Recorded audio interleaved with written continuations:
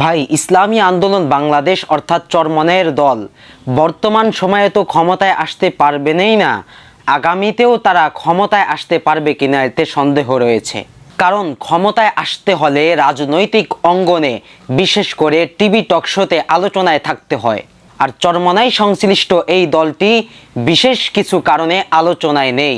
পক্ষান্তরে জামাতও একটি ইসলামী দল, তবুও তারা এগিয়ে রয়েছে, ক্ষমতায় আসার সম্ভাবনা রয়েছে এবং এই দলটি রাজনৈতিক অঙ্গনে আলোচনার মধ্যে রয়েছে। জামাত ইসলামী দল হয়েও কেন আলোচনার মধ্যে রয়েছে এবং কেন তারা আগামীতে ক্ষমতায় আসতে পারে সেটি আজকে আপনাদের সামনে বর্ণনা করব। আমি আজকে আওয়ামী লীগ বিএনপি নিয়ে কথা বলবো না, কারণ এরা রাজনৈতিক অঙ্গনে সবসময় আলোচনার মধ্যে থাকে। নিঃসন্দেহে এই দুটো দল বৃহত্তম একটি রাজনৈতিক দল। ইসলামী আদর্শের অনুসরণ না করার কারণে আওয়ামী লীগ বিএনপির বিভিন্ন সদস্যরা বিভিন্ন অপকর্মে জড়িয়ে পড়ে। তাদের মাঝে চাঁদাবাজি পাওয়া যায়, ধর্ষণ পাওয়া যায়, মারামারি হানাহানি পাওয়া যায়। যেহেতু তারা ইসলামী দল করে না, তাই ইসলাম তাদের সভ্যতা না, এজন্য যাচ্ছে তাই তারা করতে পারে।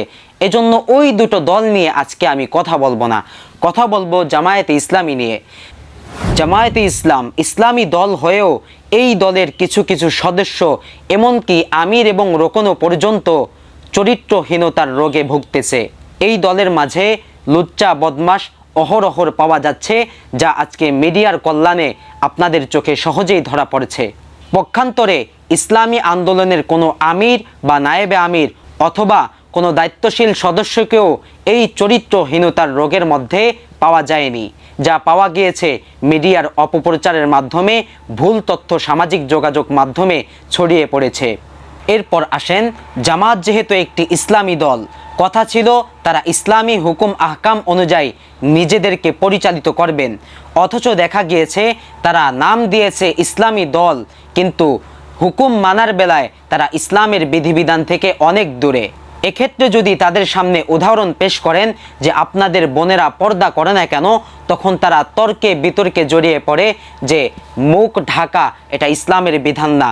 আপনি যদি তাকে প্রশ্ন করেন আপনার মুখে রাসূলের সুন্নাহ এক মুষ্টি দাড়ি নাই কেন, তখন তারা তর্ক বিতর্কে জড়িয়ে পড়ে যে এভাবে দাড়ি রাখা রাসূলের সুন্নাহ না, অথচ কোরআন এবং হাদিসের অকাট্য দলিলের মাধ্যমে এই সমস্ত ইসলামী বিধিবিধান প্রমাণিত। তবে ইসলামী আন্দোলন বাংলাদেশ অর্থাৎ চরমনের দল নিজেদের নামের সাথে ইসলাম শব্দটাকে যুক্ত করে নিজেরাও ইসলামের হুকুম আহকাম অনুযায়ী চলার শতভাগ চেষ্টা করে যাচ্ছেন। ইসলামী আন্দোলন বাংলাদেশ মনে করে যে নারীরা সম্মান পাওয়ার যোগ্য, তাদেরকে রাজনৈতিক অঙ্গনে পণ্য হিসেবে ব্যবহার করা যাবে না। এজন্য তাদের জন্য আলাদা প্ল্যাটফর্ম রয়েছে, সেখানে তারা পর্দার সাথে নিজেদের রাজনৈতিক কার্যক্রম পরিচালনা করে। আর অন্যদিকে জামায়াত একটি ইসলামী দল হয়েও নারীদের সাথে একই মজলিসে ডলাডলি এবং ঘষাঘষি পর্যায়ের বৈঠক করে থাকে। পর্দাহীনভাবে এই মজলিসগুলো কতটুকু ইসলাম সমর্থিত, সেই প্রশ্নে আজ জামায়াত প্রশ্নবিদ্ধ। সামাজিক যোগাযোগ মাধ্যমে তাওহিদুল ইসলাম নামক এক যুবক মন্তব্য করেছেন, অসংখ্য ছাত্র শিবিরের ভাইয়েরা ছাত্রী সংস্থার মেয়েদেরকে উপভোগ করার উদ্দেশ্যে সংগঠন করে থাকে। যেহেতু এই বিষয়টি আমি সচক্ষে দেখিনি, তাই এটাকে আমি অপবাদ হিসেবে ওই দলের উপর চাপিয়ে দিব না, কিন্তু যেহেতু সন্দেহের জায়গা রয়েছে, তাই এই বিষয়টিও সন্দেহের কাতারেই রয়ে গেল। আসলে ইসলামী আন্দোলন বাংলাদেশ নিজেদের দলের সাথে ইসলাম নামটিকে জনগণকে ধোঁকা দেওয়ার উদ্দেশ্য রেখে ইসলামকে বিসর্জন দিয়ে যদি রাজনৈতিক অঙ্গনে বাংলাদেশ জামায়াতে ইসলামীর মতো এগিয়ে যেতে পারত, তাহলে তারাও থাকতো আলোচনার কেন্দ্রবিন্দুতে এবং আগামীতে তারাও ক্ষমতায় আসতে পারত। কারণ এদেশে নীতি নৈতিকতা এবং আদর্শ বিসর্জন দিয়েই ক্ষমতায় আসতে হয়।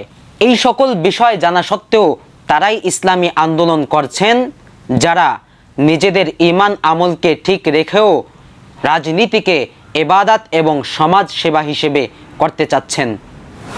বাংলাদেশে যতগুলো ইসলামী রাজনৈতিক দল রয়েছে, তাদের দ্বারা যদি ইসলামের উপকার হয়, তাহলে সেই উপকারকে প্রশংসার চোখে দেখতে চাই। আর তাদের মাধ্যমে যদি ইসলামের ক্ষতি হয়, তাহলে ওই ক্ষতিকারক বিষয়গুলোকে ঘৃণার চোখে দেখতে চাই। এটাই হোক এদেশের ইসলাম প্রিয় জনগণের একমাত্র প্রত্যয়।